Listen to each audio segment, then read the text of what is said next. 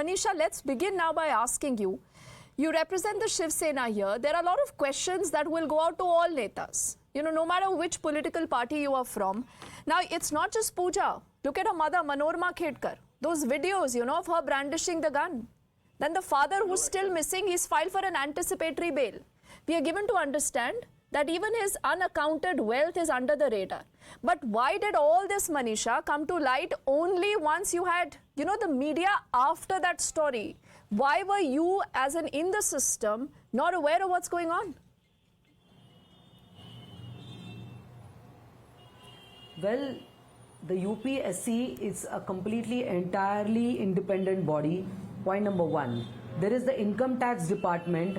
There is the people, the department who issues the OBC certificates, non-creamy layer. There is another system which issues her a handicapped system. Okay, partially handicapped, whatever was the title. So this case of Pooja has exposed the loopholes in the system, how the loopholes can be used. Not only Pooja, but there are a set of people who have helped her.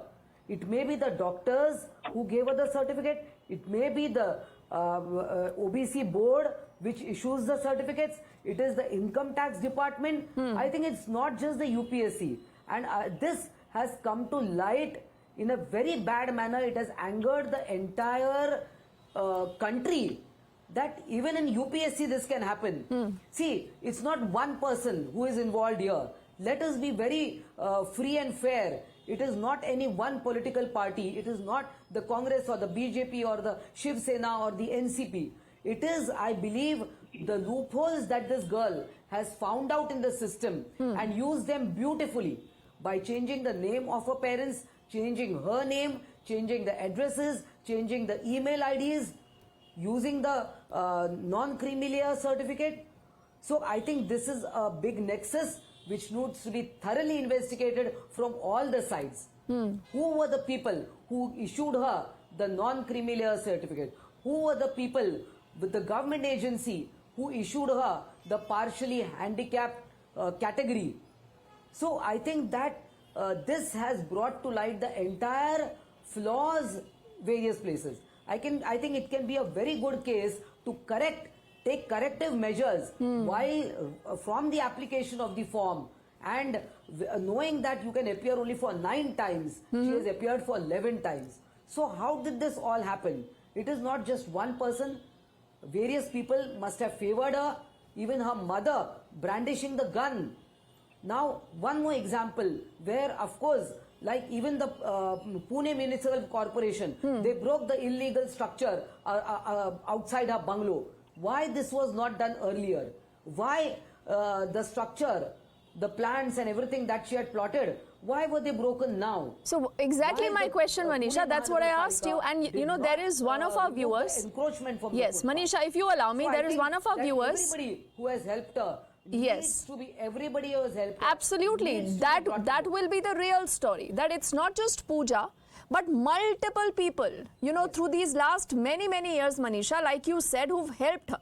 And you know, this is a government that says na khaunga na khane dunga. So there has been corruption. I mean, someone will have to take onus for all this corruption that has happened, Manisha. Sanjay ji, मुझे याद है कि आप कुछ समय पहले जब हमारी डिबेट पे थे और आपने कहा था पूरी इन्वेस्टिगेशन होनी चाहिए, अभी तो ये स्कैम नजर ही नहीं आता है, कोई दिक्कत थोड़ी ना है, आप क्यों पीछे पड़ गए? मीडिया ट्रायल हो रहा है पूजा का, आज भी क्या आपका दिल पूजा के लिए ही धड़केगा? नहीं, देखिए, मैं इस मामले पे यही कहना चाहता हूँ जो मैंने पिछली बार भी कहा कि हमारे देश के अंदर किसी भी तरह के सर्टिफिकेट को प्राप्त करने के लिए एक प्रोसीजर को एडॉप्ट करना पड़ता है, उसकी फॉर्मेलिटीज को पूरा करना पड़ता है। और जब वो प्रोसीजर एडॉप्ट किया जाता है पूरा, फॉर्मेलिटीज को पूरा किया जाता है, तभी किसी तरह का कोई सर्टिफिकेट बनता है। किसी आरटीआई के जवाब आ जाने से या पुलिस के किसी शक के व्याप पर या किसी कंप्लेंट पर एफआईआर दर्ज हो जाने से वो फर्जी साबित नहीं हो जाता। जब तक नहीं कि नहीं अदालत रुकिए, अब रुकिएगा से satisfied संजय ना जी, हो। रुकिएगा, क्योंकि ऐसा ना हो कि फिर आप मुझ पर आरोप लगाए कि मैं गलत चीज बोल रही हूँ। क्या आप ये कहना चाहते हैं कि अभी तक तमाम जो खबरें आई हैं, जो आरटीआई एक्टिविस्ट का भी पूरा खुलासा है, जो हमारी टीम ने भी लगातार देखा है, फेक सर्टिफिकेट्स है, उन डॉक्टर से बात की है, कहीं पर अपना नाम कुछ दिखाया गया, कहीं पर कुछ, कहीं एड्रेस बदला गया ताकि यूपीएससी के ज्यादा अटेम्प्ट मिल पाए, आपको लगता है कि अभी सब प्रूफ नहीं माना जाना चाहिए? नहीं माना जाना चाहिए, क्योंकि किस उद्देश्य से किया गया, किस इंटेंशन से किया किस गया, उद्देश्य इसको से जानना भी किया जरूरी गया? है। संजय जी, आप इसका उद्देश्य जानना चाहेंगे कि जिसको 9 अटेम्प्ट मिलते हैं उसने 11 अटेम्प्ट ले लिए, फेक ओबीसी सर्टिफिकेट दे दिया, उसके पीछे भी कोई उद्देश्य होना चाहिए। उद्देश्य दिखता नहीं है क्या हम लोगों को? देखिए जब तक पुलिस की इन्वेस्टिगेशन में अदालत इस बात से सेटिस्फाइड नहीं हो जाती कि हाँ ये फर्जी था, तब तक उसको फर्जी नहीं कहा जाया जा सकता। नवनीत कौर राणा वाले मामले में हाई कोर्ट के डिसीजन होने के बावजूद के नवनीत कौर राणा का जाति प्रमाण पत्र फर्जी है, उसको करने का सुप्रीम कोर्ट ने उस पर रोक लगा दी। और संजय 5 जी, साल तक क्या वो- ये आपकी पार्टी का ऑफिशियल स्टैंड है? अब मुझे ये बता दीजिए। मैं ऑफिशियल स्टैंड की बात नहीं कर रहा हूँ, मैं हाँ। प्रोसीजर की बात कर रहा हूँ। हमारे देश के संघीय ढांचे में जिस तरह से काम होता है मैं उसकी बात कर रहा हूँ। ऐसा नहीं होता कि किसी की शक के व्याप पर, किसी कागज के व्याप पर, किसी पुलिस इन्वेस्टिगेशन के व्याप पर किसी चीज को हम सही मान लेते हैं और कानून के अनुसार उसको हम फ्रॉड कह सकते हैं। वो तभी फ्रॉड माना जाएगा जब अदालत उन सब चीजों को देख करके ये कह दे कि हाँ ये गलत है और उसको सजा दे। तो आपको तब उसको लगता है fraud कि कहा जाता है। आपको लगता है पीके जैन साहब, I know you want to come in here, I will just give me 30 seconds.